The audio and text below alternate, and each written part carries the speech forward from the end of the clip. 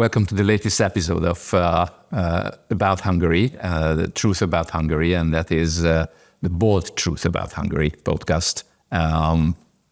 It's been a while we've met, and today we are going to have a discussion about a highly unusual topic, if it's about politics and a politician like myself, because today's guest is Bishop Kisrigó László, who is the Bishop of Szeged-Csanád, and member of the Hungarian Bishopric Council, if that's the proper name, and Bishops' Conference. The Bishops' Conference, more exactly. And we're going to talk about the upcoming visit of Pope Francis, which is due in less than 2 weeks. The reason we are talking about this would be enough. The visit itself would give us ample reasons for that. But in 2 years, this is basically the second time the Pope is coming to Hungary.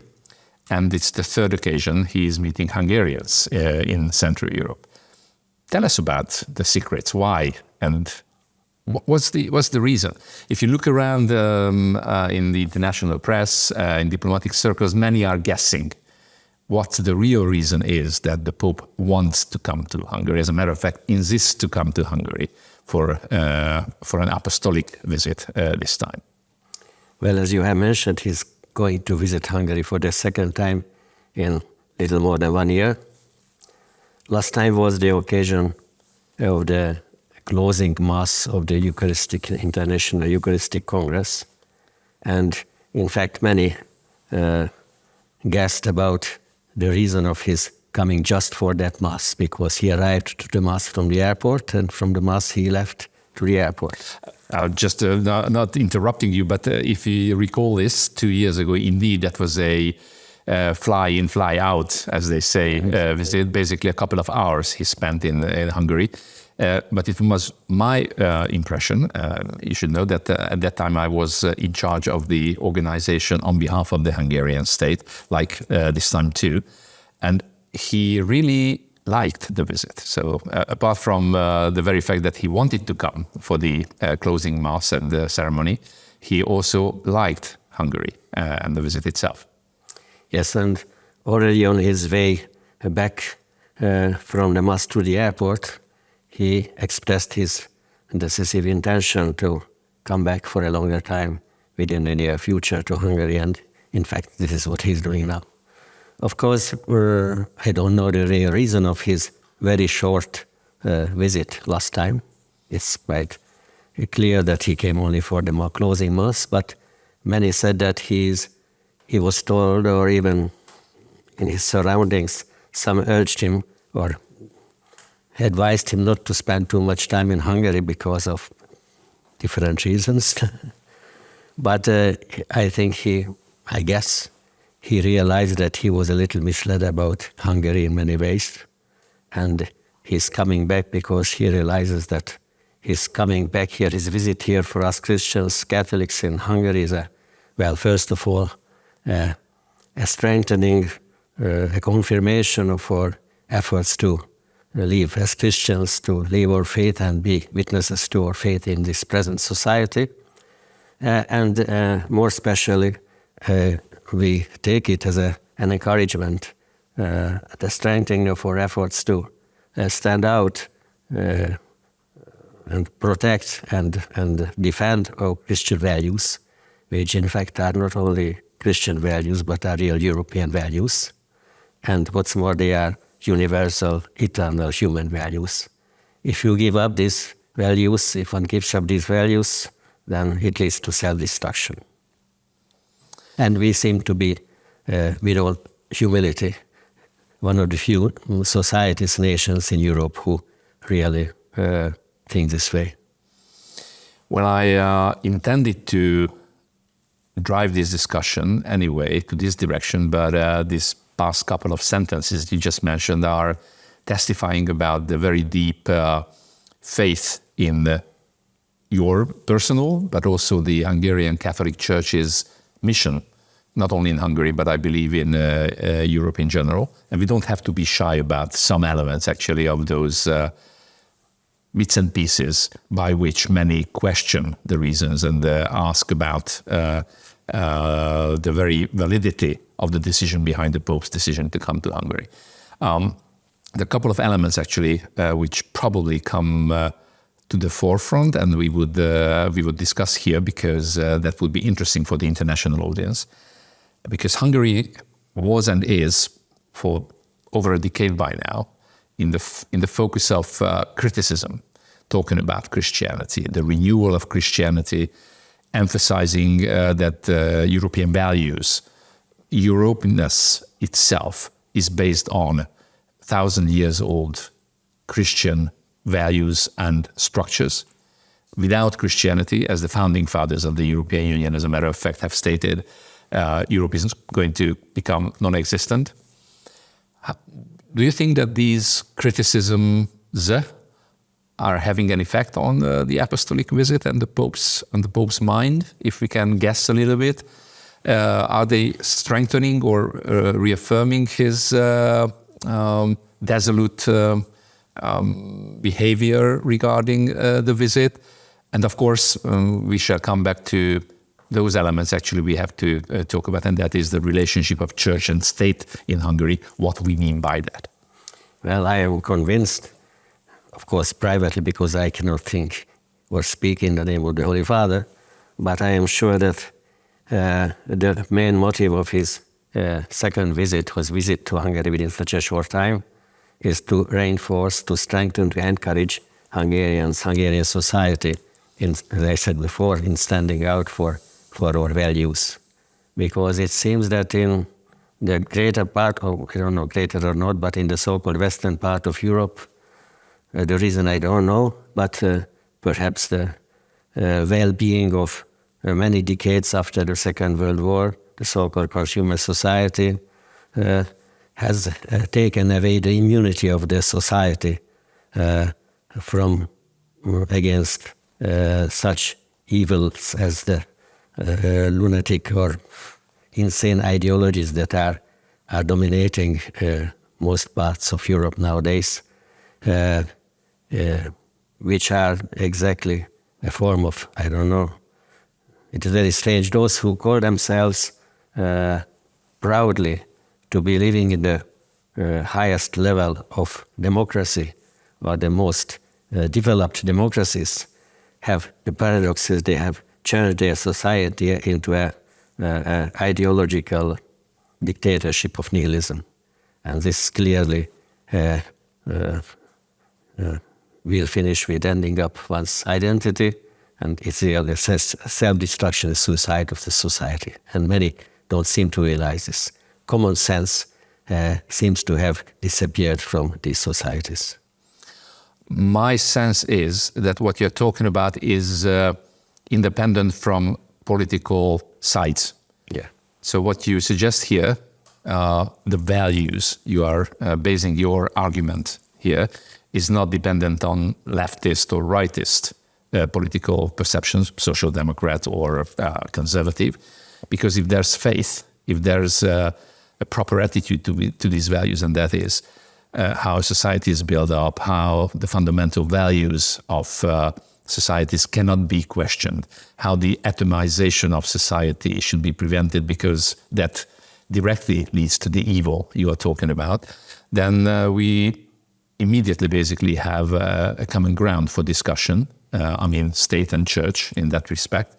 But that's not normal for most Western European and so-called Western societies for the past couple of, not years, but probably decades by now. It's a pity that it is not, but you are right, because they cannot imagine a real cooperation with all mutual respect and independence and liberty from any other aspect between church and state.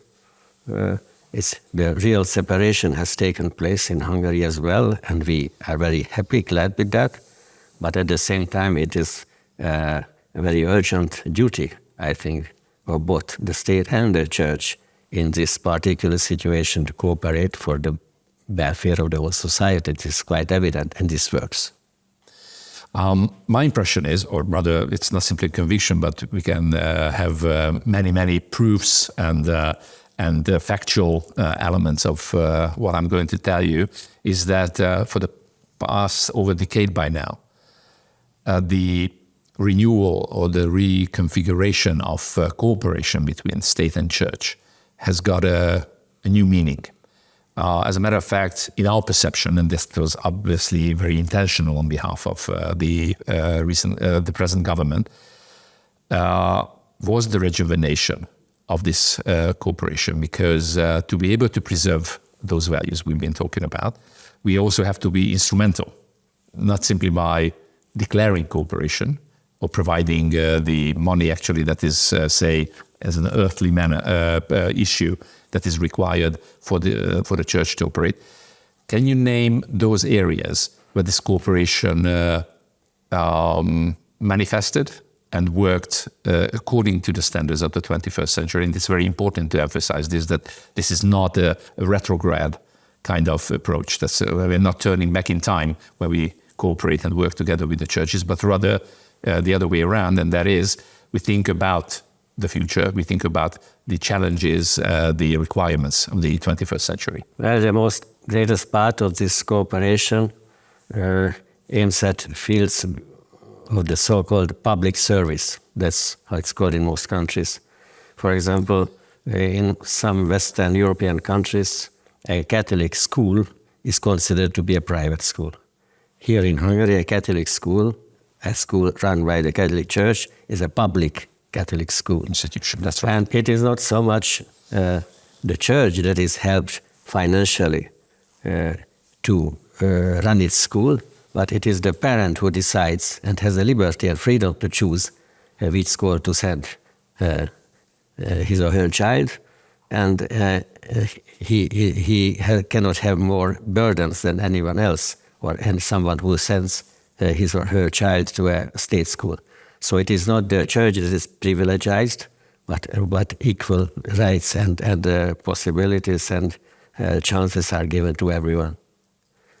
So it's in the field of so-called public service that this cooperation works most effectively in universities, higher studies, in schooling, in social care, in child and youth welfare care programs, in healthcare, and these types of activities. Our finding on behalf of the Hungarian state and the Hungarian government is that indeed the efficiency and effectiveness of the churches, and it's not only the Catholic Church to be neutral here in this discussion, but obviously if there is a possibility and the request for that, we are also partnered with all the historical churches in Hungary that are admitted by the Hungarian parliament. This is the rule by which we work. I can tell, and we can reaffirm that this is a fruitful cooperation for that end. Do you believe that if we wanted to drive back this discussion to the Pope visit, in my perception, the visit is going to be divided into three parts, if you like. The 3 days, Friday, Saturday and Sunday, are going to represent different elements of the Catholic Church's approaches to issues, but also probably the Pope's opining and reasoning about the world. The first day, Friday, obviously is going to be, if you like, the protocol event when the Pope is going to meet the President of Hungary, the Prime Minister of Hungary, and all the dignitaries actually of the Hungarian state. And in the afternoon, he's going to have a big ceremony, a big meeting actually with the Hungarian Catholic Church, yes. Basically the entire Hungarian Church. The second day is going to be more about social issues, if you like, visiting the Institute of the Blinds, coming to the St. Elizabeth Church, where he is going to meet the poor, refugees, and also minorities from the country.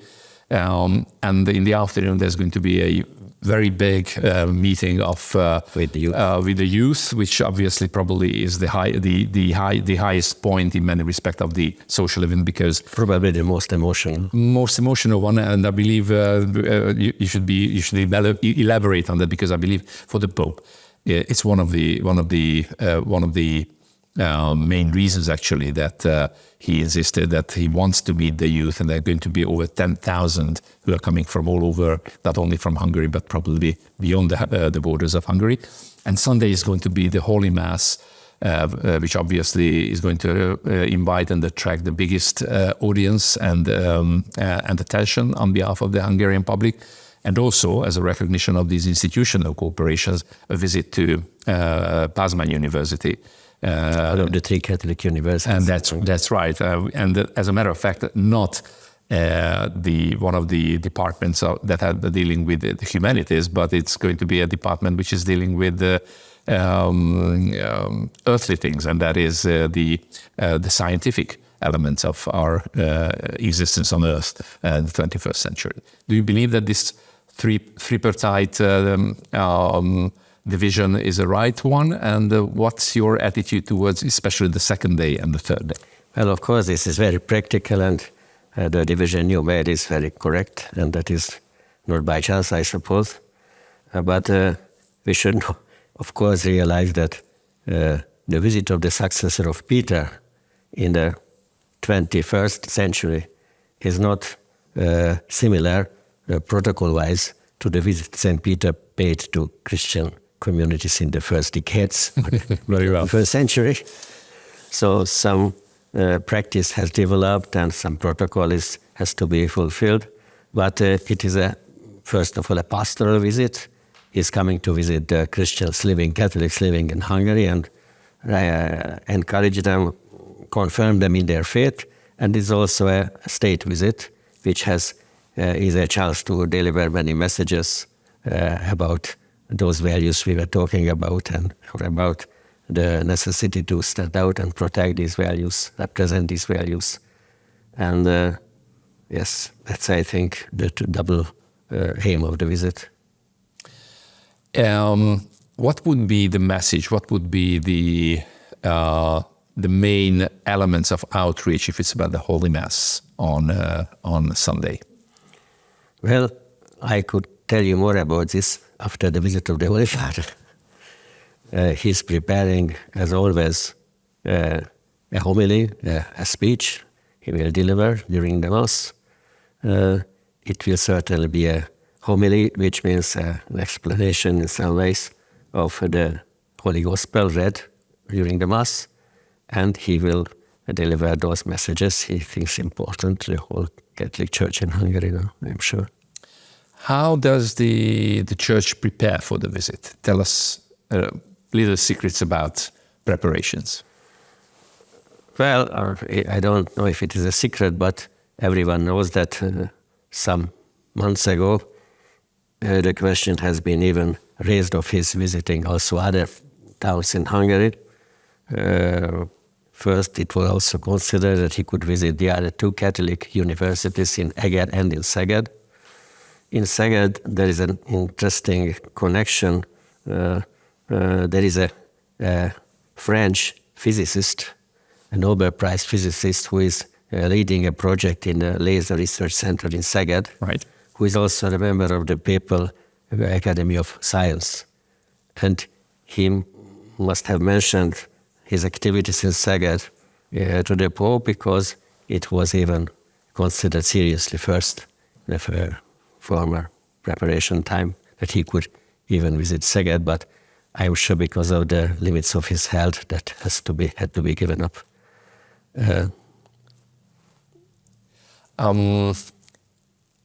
That small remark brings me back actually to my suggestion that visiting the scientific arm of the university here in Budapest is an indication that the Church indeed is not as conservative as many believe if it's about science and those elements of our everyday life. Well, of course, for those within the Church, this is not a new thing. Perhaps it may be a surprise to those who don't really know the life of the Church only. superficially have information about it. But, well, the first universities were founded by the church, as we know, for example.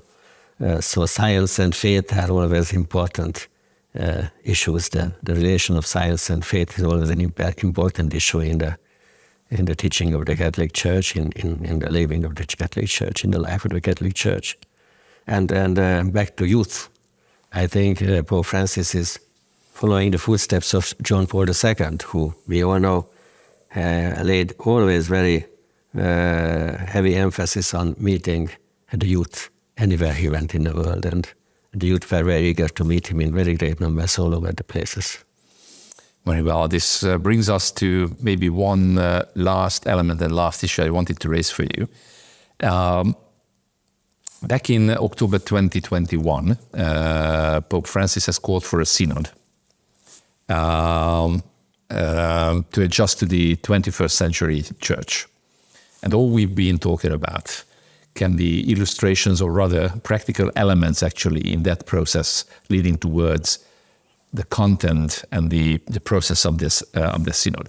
How is this synodal process is going? Can you give us a little bit of insight to this? Because obviously for a half-laik like myself, this is a sign of the effort or push for renewal, which obviously in the case of the Catholic Church, which is an institution for over 2,000 years by now,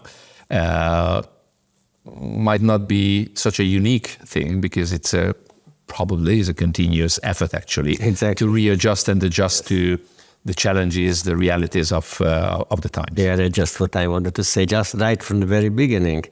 Ecclesia semper reformanda. The Church always needs to renew, has been an axiom. Of course, how it was put into practice, we can criticize that, but we all know this. And another approach is that the last General Synod, or the Council of the Church, the Second Vatican Council, many misunderstood it, but many still don't live according to it. So we know this. And then within the Church, we know that we have to renew every day. The process started by the Holy Father, Pope Francis, is, I suppose, a kind of opening a valve for everyone to be able to speak freely, exchange opinion, but this doesn't mean that the teaching of the Church in important matters is going to change, because simply the Church is not in a position, doesn't have the power to change its teachings. The teaching was given by Jesus. So if someone would expect from the process and after the end of the process of the synod for the Church to come out with some new teachings or whatever, that is completely wrong, I believe. Exactly. It's completely wrong. But renewing yourself, renewing the Church, while insisting on the fundamentals, do you believe can be done? How can it be done? What's the secret, apart from calling out and reaching out for the young? It's a permanent effort that members of the Church live, some more effectively than others. And the greater task, I think, is to make the institutions within the Church realize the necessity of a reform that is more difficult. You know, the bigger the ship is, the greater, the more difficult it is to change direction. Do you believe that there are regional aspects of this renewal in today's world? What I mean by this is the old continent, Europe, losing its weight or influence on matters? Is there a change towards the New World, where the Pope is coming from to other regions, Southeast Asia, Africa, and other parts of the globe? Well, the Church has always been universal. Though it was the so-called old continent that was considered to be the Christian continent, but during the last decades or last centuries, it has changed a lot. It is not the greater number of Christians are not living in Europe now, for example. So politically and economically, certainly, but that is not my task to pronounce anything on it, but Europe has lost a lot. Whether in its Christian roots or in its being Christian, at least culturally, unfortunately, Europe is losing very much again because of an insane ideology of giving up one's identity that is practiced in many societies in Europe. But otherwise, Christian faith is always new, even in Europe. There is a renewal, even in Europe, in Hungary, everywhere. The church has a different way of evaluating things than politics or economy. Probably there's really a last question on which I didn't want to go around, and many believe that it has something to do with the visit too. Is the attitude towards war and peace. Very obviously, this is a political issue for most who live in Europe and around the globe. How the war in Ukraine is going on after the Russian aggression and the invasion. I think it's worth naming these values which you have mentioned before, which are now denied by many. These values are, which I said are Christian values, are European values, and eternal, universal human values are the family, the marriage, the family, the dignity of the human person, the dignity of human life, peace, and real solidarity, of which many are talking too much even, but doing little. And peace is one of these, yes. It's one of the most astonishing elements, actually, of the past couple of weeks and months, that you have to explain yourself when you talk about peace. Exactly. And I believe this must be very disturbing, not only for politicians, actually, who go for peace and stand by peace, but also for the church. Exactly, yes.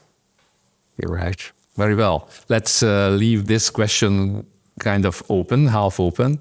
And I believe that if it's dependent on our efforts, actually, that you mean to say, let us leave this question in peace.